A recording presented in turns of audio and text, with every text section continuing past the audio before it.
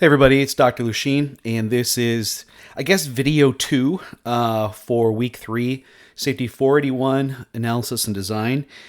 I went back and forth quite a bit on whether I was going to introduce a bunch of new material this week, but I decided because of the upcoming career fair, even though some of you are not going to be attending, I decided to keep it simple. So let's take a quick look at the agenda for this week. So for those of you who are near campus, I should say near southern Wisconsin, and you don't have, whether you have an internship planned this summer or not, I would like you to attend. As long as it, fits your schedule and you can make it, okay? Please try to attend. I can't force you. Let's just say that. And there's events you can attend in preparing for it. If you haven't attempted to contact either Frank Lanko, who was our guest speaker last week, or someone in his office to review your resume, please do so right away. I want to know where everybody is with their resumes because he covered some great stuff. And I think the problem I'm noticing anyway with this course is it's like I assign something and then I kind of find out about, how you guys either interpreted it or whether you watched it like a week later. And so I'm trying to adapt to this, the realization that there's going to be a delay in you watching and responding, and then there's a delay in me reviewing and getting back to you. So I'm adapting to that new reality. But if you haven't already, please do those things and please try to attend. For the first video I've posted here, it's a guest presentation by Tim Page Boderoff. Tim is an all-star. I'm just going to let you guys know, and I think I talk about that in the video. I rewatched some of it, not the whole thing, but pretty sure Tim's star continues to rise. I wouldn't be surprised if he was elected as senior VP for ASSP pretty soon, because I know he's high up in everything and he served on the board and everything. He's such a generous guy. So it's great to hear from him. I could bring him back later in the semester to talk about other things, but he did a really good job talking about ASSP, BCSP, and the opportunity. So I want you to check out these resources because it goes into what we're going to be doing this week. But really quickly, I just want to sort of go back to what we covered last week. And that had to do with, your resume development, your LinkedIn development, all those things. I want you to be working on all that stuff. Okay. So here's the video we're listening to right now. I'll go over these other things here in a little bit.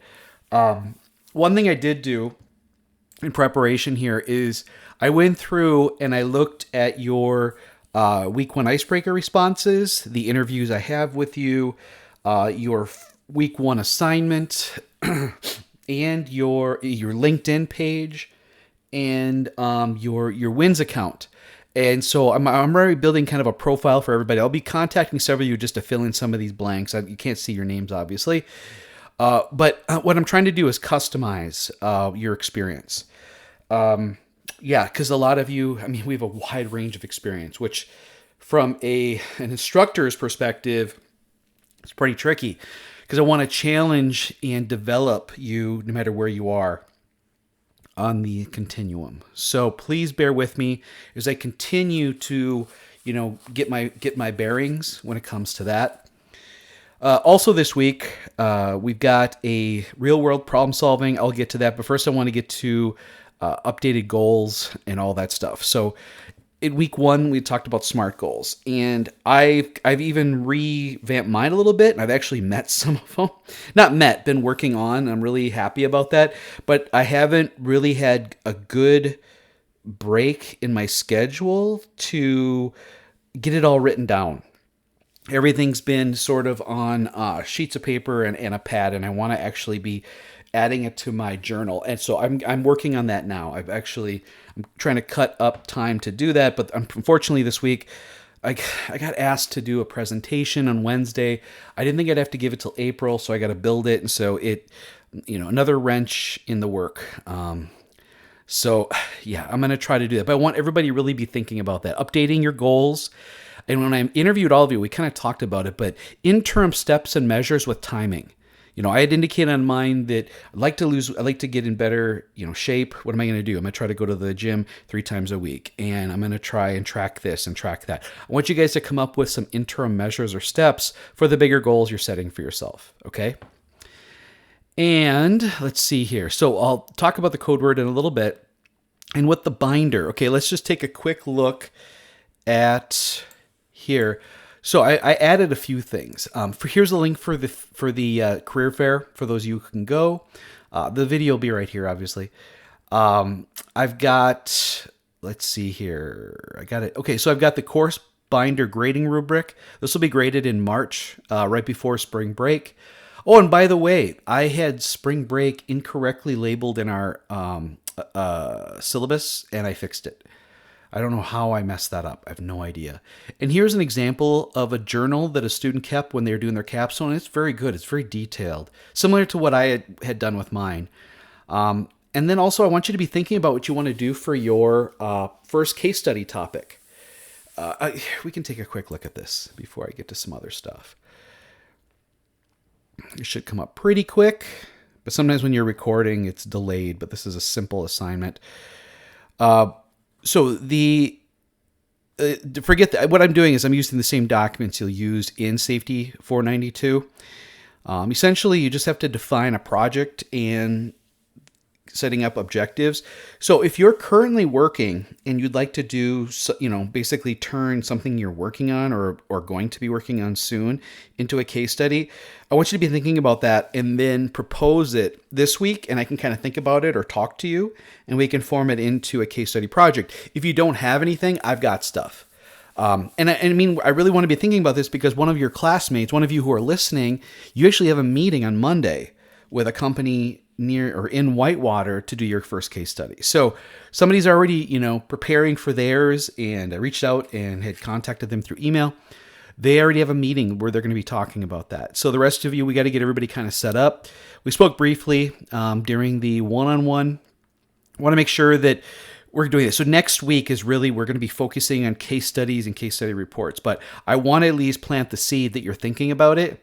And this document is meant to kind of get you an idea of what's expected. Okay, so be thinking about that. If there's something at your current job that you can do, great. If you'd rather take part in the project that I have that everybody can work on, you can do that too.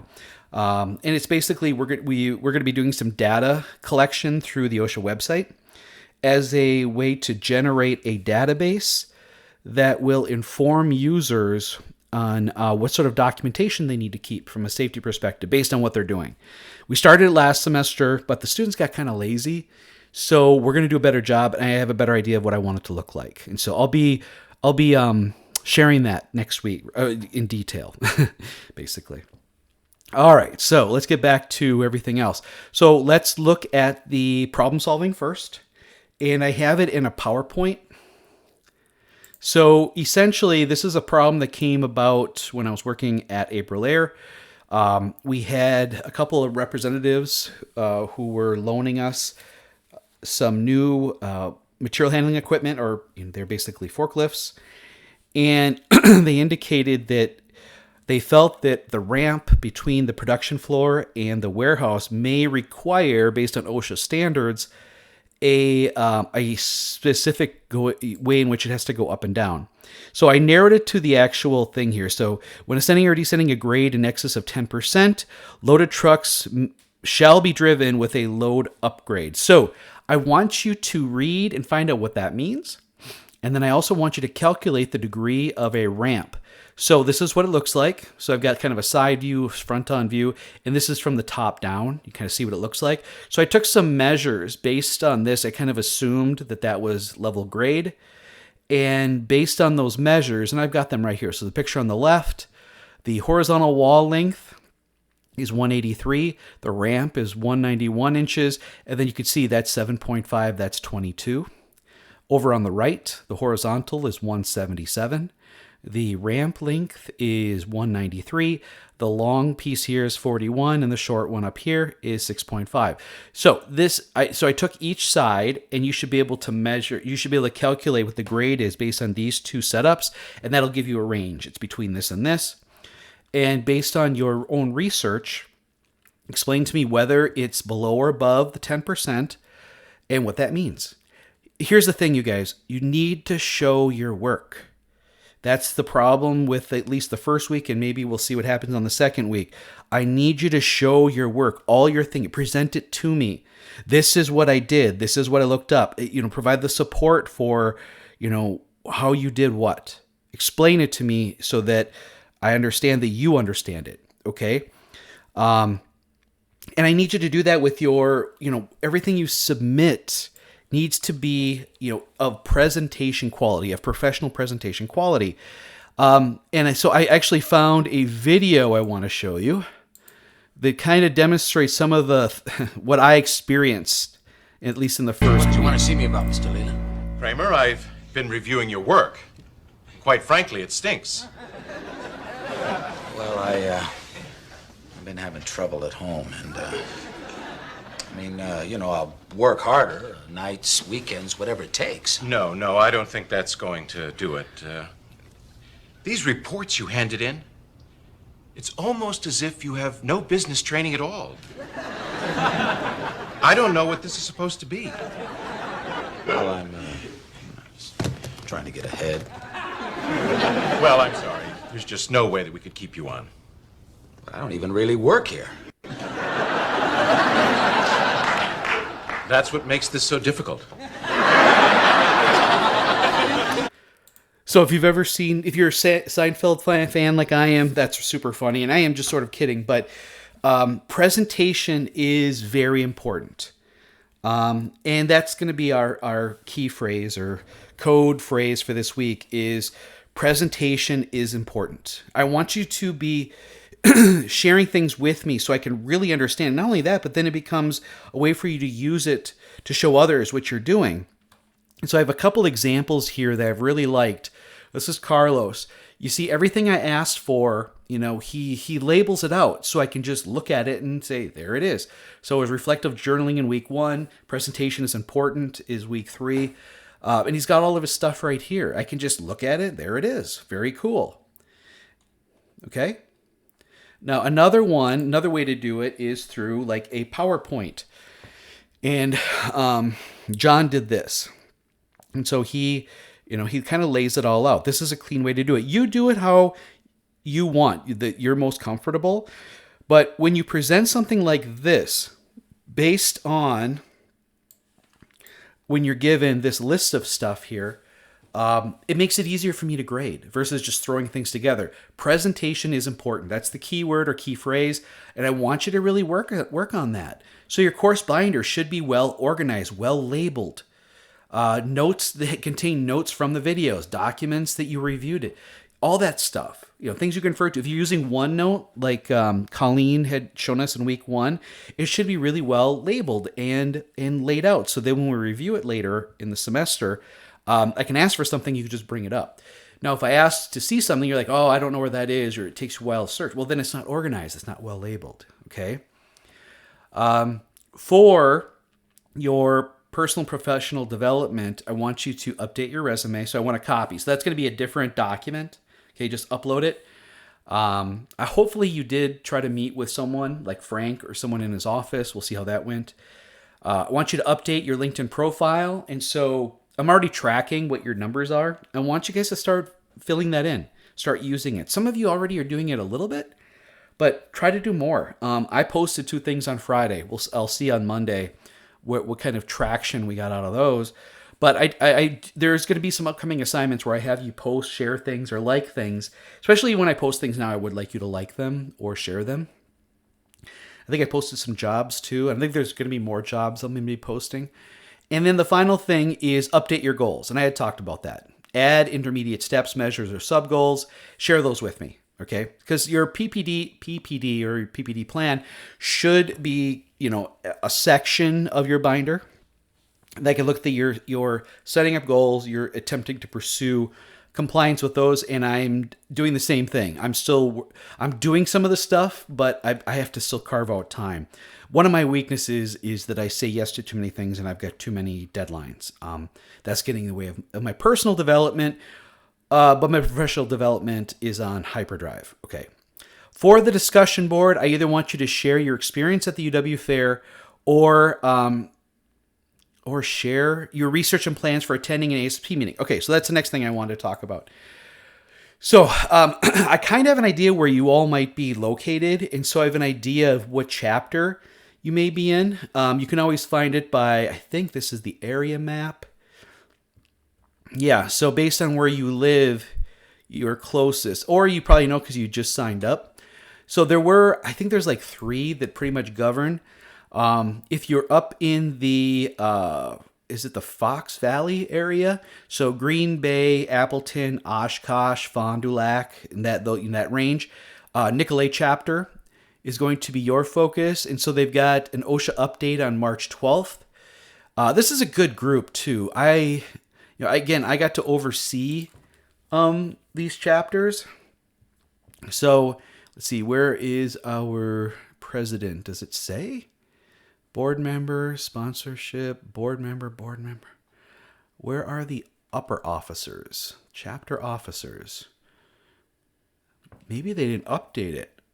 We're going to have to work on that. Executive committee. There we go. Okay. Yep. So Jeff is a great guy, very willing to help. Ryan is awesome too. I think he's actually taking some courses here now.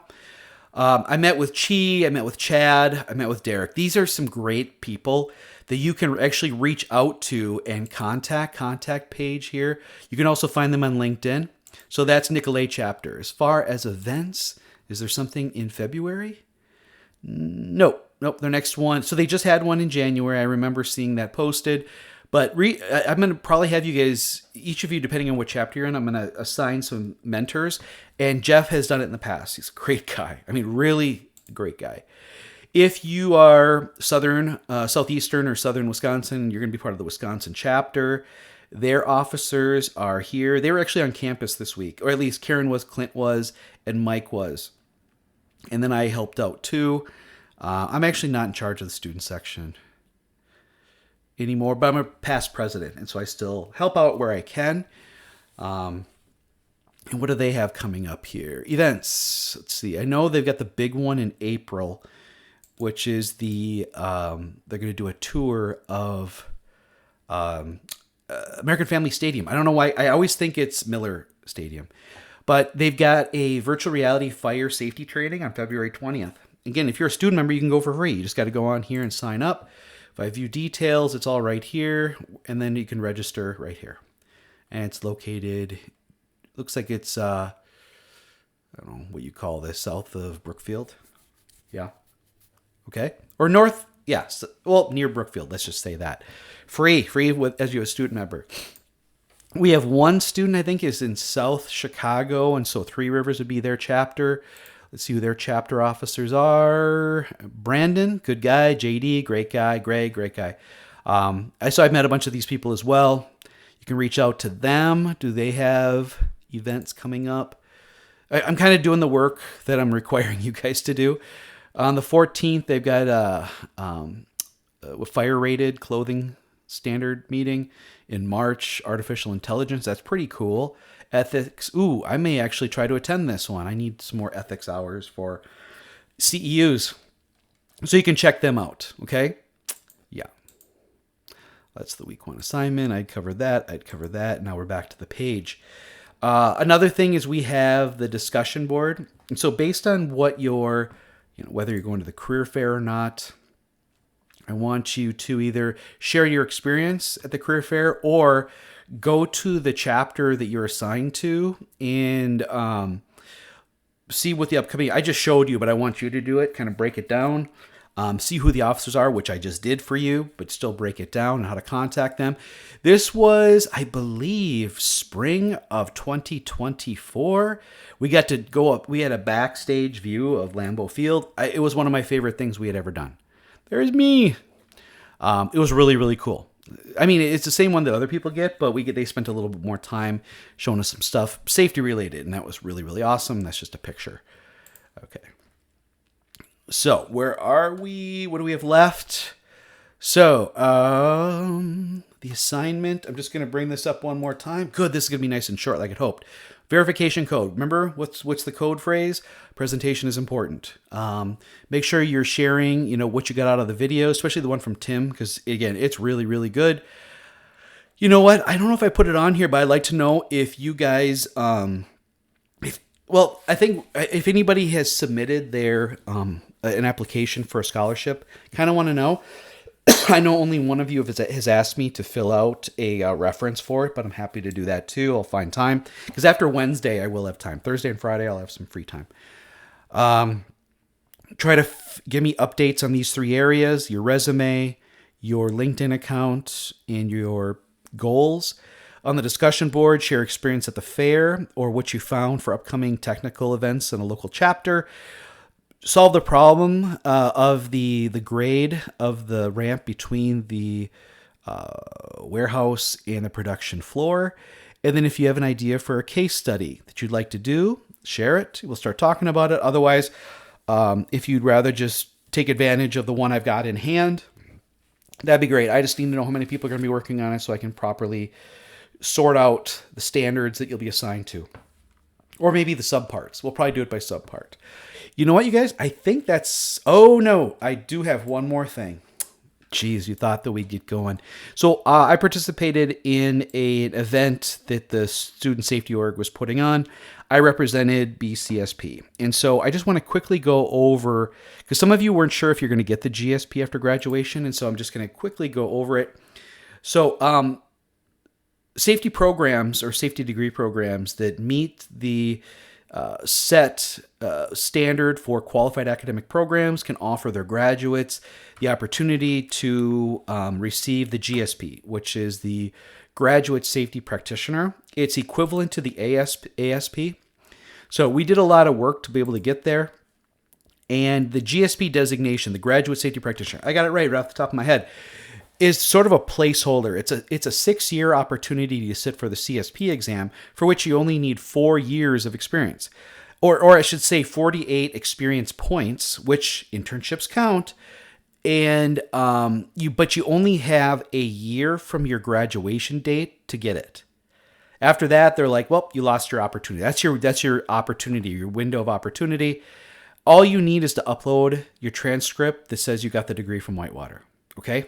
And then there's a fee, and I don't know what it is. It's a heck of a lot less than if you were to not get it, and then a couple years down the road say, oh, I do want to get my CSP. And then you got to sit for the ASP exam, which that'll put you out like $500 or $600 just to sit for it. And then you'll have to buy study materials, and you'll have to travel to the site, and you'll have to stay overnight and take I think it's like a 6 or 7 hour exam. Yeah, so it is a big savings to do it this way. Let's see here. Yeah, to fill out is super easy. You just go set up an account and then fill it in. So the CSP should be your goal if you're going to be working in this field. You can specialize and get a second designation. Like if you're going to go into like chemical safety or what is that? Process safety management or something like that, then you're going to want to get the CHMM. If you're going to go into industrial hygiene, you're going to want to get the CIH. But still, the CSP is a good complement to that. If you're going to go into insurance or risk management, you'll probably want to get the ARM, which is through the institutes. But BCSP offers other designations as well. But CSP is considered the highest level. And what do you need? You either need the GSP in 4 years or the ASP in 4 years experience in order to petition to sit for it. Here are the recommendations. So it says 4 years experience of at least 50%, but really they count it by month. That's how they get to 48 learn credits or experience credits. And yeah, there are others as well, but it's one way to set yourself apart. And the other thing I'd said in my meeting this week is that, if you think of other like sovereign professions out there, such as law, medicine, engineering, actually cosmetology is also regulated. In order to practice in those professions, you have to have an accredited degree, you have to take an accredited exam, and then you need to, and once you're given that license to practice, there are going to be maintenance points that you have to, or continuing education credits that you need to collect over a certain period of time to make sure you're still up to date on what the most current knowledge is in your field. And there is no law that requires you to get those things to practice safety, but this is the closest thing, is to get an accredited degree, to get a designation from the Board of Certified Safety Professionals. Yeah.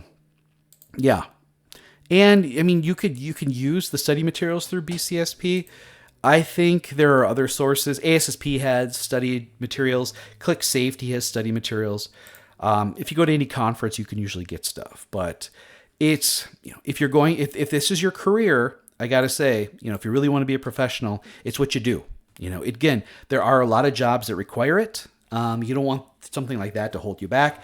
And it just should be part of your overall career development. You get it, you maintain it, you go to conferences, you participate in, ASP or AIHA or, there are other groups. Prima. We had Prima at the meeting too. That's risk managers here in Wisconsin.